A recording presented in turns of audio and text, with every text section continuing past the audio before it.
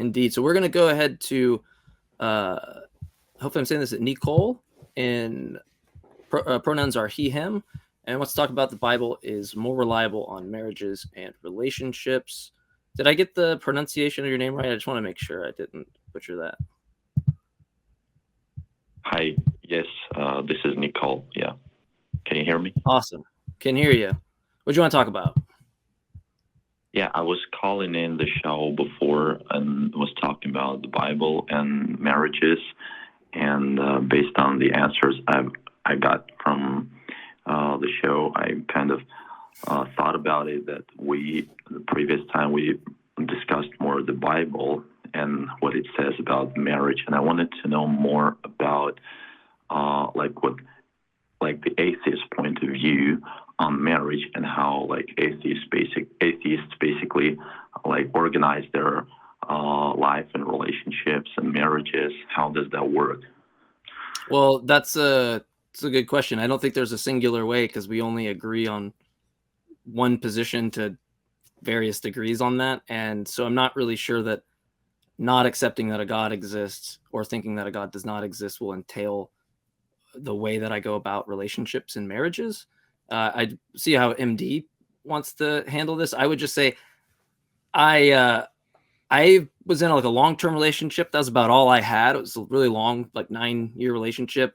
Haven't really had one since then, which was a while ago. So I am the worst person to talk about how I would handle it because I'm not sure how I would go about it. But MD, if you have something from your perspective. Yeah, I mean, I think you are absolutely correct. There's no atheist doctrine on how to approach relationships. Obviously, I think what you're getting at is a contrast between how an atheist might approach a relationship as compared to a Christian or someone who believes in the Bible. And I think, for me in my relationship, my partner and I have been in a relation for nearly 10 years. And I think the biggest thing for us is that it's a true partnership where there's no one who is more important or has more power in the relationship. We try to level everything as much as we can and make decisions jointly as much as we can. Obviously within limits. Sorry? Yeah, I just want to know, does that really work when you kind of agree about everything?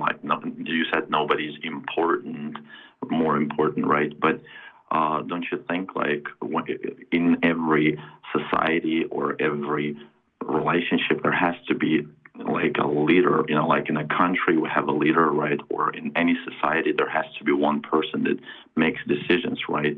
But if you have two people or a family, No, I mean, so there are certain aspects of, the relationship that one person will defer to the other on. For instance, I have more experience cooking. So if we're talking about what we're going to do for dinner, I seek an opinion, and usually she'll say, I don't care, whatever, just choose something. And then I make a decision. Right. And likewise, I will defer to her on things that I recognize that she is perhaps more expert in, or that she has a stronger opinion about. Right. Because, you don't have to sometimes I don't really care about a decision, and I'm fine with whatever. Right. And so I don't think that it's useful. Again, if we're contrasting it with a Christian perspective, it's the man is supposed to be the head of the relationship. Wives, submit to your husbands and all that stuff from Ephesians. But what if the husband doesn't really care about, the color of the walls, but the wife really does? And then you have someone making the decision who's neither an expert nor a really relevant stakeholder who's making decisions. I think that's a poor way to approach things. Yeah, I mean, for example, let's say you as a husband, you might actually discuss some certain things with your wife, but you're the one who actually makes the decision. And otherwise, if there is no leader, or let's put it this way, if the leader is a woman, right, then she doesn't actually know how to control these relationships. But when it's a man, he actually knows how to organize things because of his nature, because we're different biologically, right? We're different biologically, but none of that is related at all to decision-making ability. Now, let's say, for example, a man, like a male man, can't actually deliver a baby, right? I mean, that's what women do, right? Sure. Well, I mean, you can't give birth, right? Yeah. I think that's what you mean. Yes. Someone with Yeah, male so, anatomy like, cannot give birth. But what does that have to do with making decisions? Yeah, I mean, of course, it's just one example, but like, for example, of course, because of that, we know that if a woman, she gives a birth, she's going to like look after these children. I mean, this is like the That's not true. that was. Well, You can't assume, well, like, just because you give birth doesn't mean that you are equipped to care for that child, right? There are lots of... It has been like that for centuries, and it worked so far. It works only in the broadest possible interpretation, right? Like, do you think like infant mortality is like a problem that we've only relatively recently addressed? Like, there's no magic in like being, air quotes, being a woman that makes you uniquely qualified to be able to care for young. And I think it's very naive to think that like, again, air quotes, men don't have similar,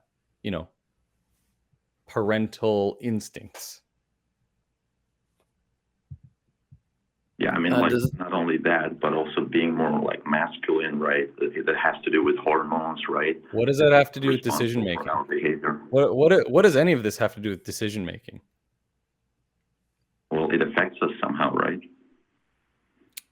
But how does it affect decision making? Well, for example, what you're going to do in your life, right? It's more likely based on like who you are, right? I mean, I would say like some jobs, right? Like some jobs are hard, and that's why, for example. So what decisions do you think need to be made in relationships that can only be made by men?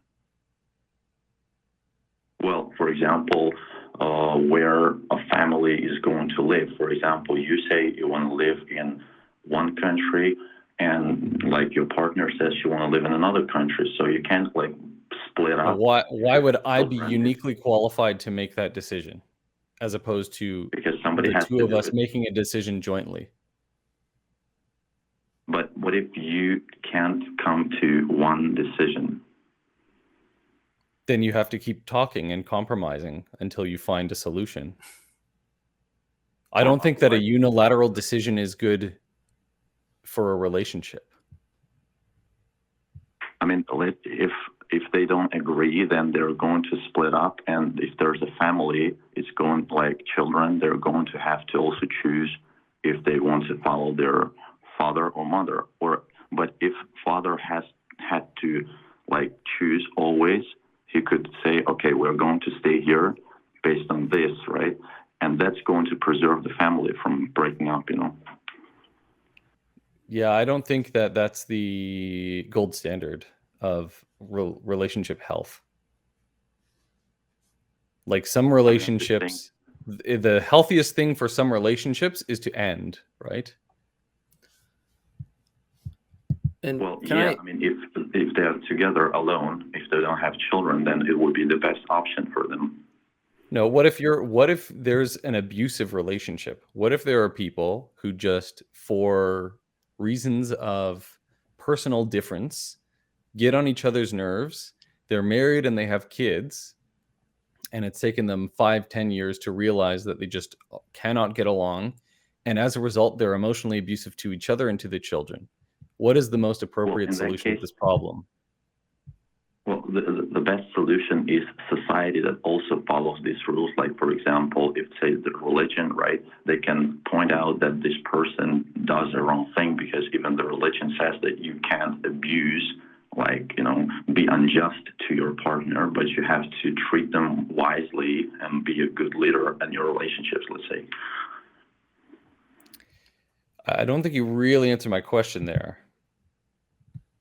Oh, sorry, could you repeat that? Maybe I didn't understand what you what's the solution if a couple is in a relationship that is abusive, and for reasons of their personal differences, there is not a solution within the relationship. They just can't find a way to get along without being emotionally abusive to each other and to their children.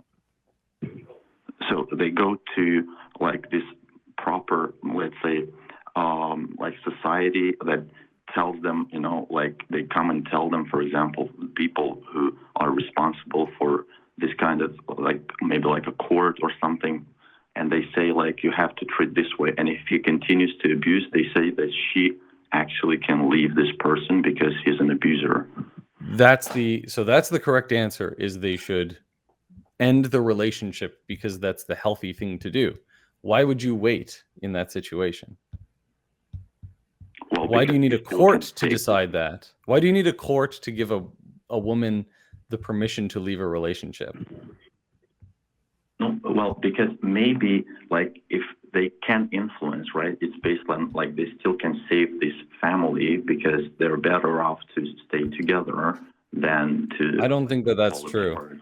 Yeah, this is ridiculous. What do you think, Jmike? This is ridiculous. You're saying that there's a circumstance at which should trump that the person thinking that they need to get out of the relationship, and that can be imposed on them against their will. Is that roughly your view? Well, I mean, not against their will. Oh, so then they don't have to go through this then. So you're, because which one? I mean, which I'm not understanding. Which one is it? Like, Nickel, what if a woman wants to end a relationship, but the husband does not want the relationship to end? What should happen? Should the relationship end or not? Well, if it's about abuse, then of course she might leave. But what if doesn't matter? Doesn't matter. No, it doesn't matter. No, something. It's not abuse. The woman just doesn't want to be in the relationship anymore. Yeah, but she can't leave. But how about the responsibility for children? You say can or can't? Well, she can leave if it's something serious. What does the seriousness have to do with anything? Because if it's just like I gave an example, if she just wants to live in a different country, I don't think it is something like very serious, like abuse, or maybe if something threatens her life. So you think it's okay to force someone to stay in a relationship when they don't want to? Well, because they want to pursue, for instance, a different career path. Well, in that case, she was not responsible for marrying this person if she knew that, you know, like at some point in her life, she might have changed her mind, you know. How much, seriously, let me ask you a question. How much time have you really thought about this? Like, if you said it out loud and then listen to what you're saying, and do you get a response to yourself? Does it feel, I can't even believe what I'm hearing from you. It's just so your alternative. I mean, since the call screener has it on here that still thinks that the Bible is more reliable on marriages. So you think that the forcing of somebody is going to be more reliable for marriages, right? I mean, yeah, you successfully force them to stay into a marriage against their will. I mean, I guess if you want to count that as a win, I don't see it that way. Depends on your goal, I guess. But no, I mean, wait, it's not about forcing. It was about like making decisions in family, and of course they wouldn't bring to this, like, to the brink of, you know, ending if it was that way, right? If one person were to decide. Well, so Nico, I think we're going to go back. We have a lot of calls. We're going to go in circles on this, but I want to ask you before I move to another caller. Everything that you're taking is predicated on this belief that you have with the Bible, right? Well, yes, this is what Great. So why should I give a shit about the Bible? Well, because it works better than, I mean, what you said, what you described. No, what I mean is, why should I think it's true? Because it works. What do you mean it works? There's things that work that. What are you talking about? And we could say Newtonian mechanics work, or, right? We could say like classical mechanics work, right? That's fine, but I'm not really understanding like the utility or something working that indicates that it's absolutely true. Like you could have utility out of something just that's complete garbage, right? My lucky socks can help me out, right? Like I could just have this effect in my mind that it makes me perform better. I'm not getting. That's not answering my question. Why should we think it's true? Right? Because if we're gonna have such a belief, and it turns out at the source of it, it's just false. Why should I give a shit about what it has to say at all? Well, there's a model in this book that says you have to do this way. If you follow it and you see that it works for you, it doesn't No. You're not understanding. You're not understanding. I understand it makes claims, right? What supports it? Why should I care about it? Well, maybe Nicole, you can tell me if this is accurate. Maybe he's saying that he only cares. Maybe he's saying that he cares about what the Bible says because he thinks Has utility. Because it has utility, and he really agrees with like what the Bible has to say about relationships, and so he wants to use that as a guide to his relationships. Given the fact that we can dispute the fact that it doesn't work, right? But yes, that's a separate point. I'm trying to give the toys to you, right? Something's not going to be compelling to me.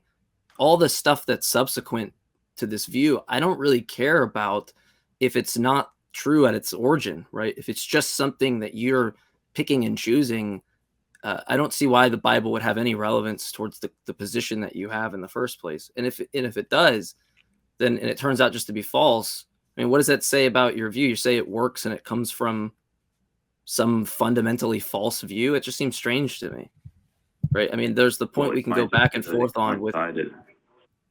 Sorry, go ahead. It might be just that it coincided, what the Bible says and another source, but there are other also things in the Bible that also work. So you can put them all together. Okay, great. So we've separated something, right? Now you have this works independently of whether or not it's true. Do you have is this a concession that you don't have reasons for me to think that it's true?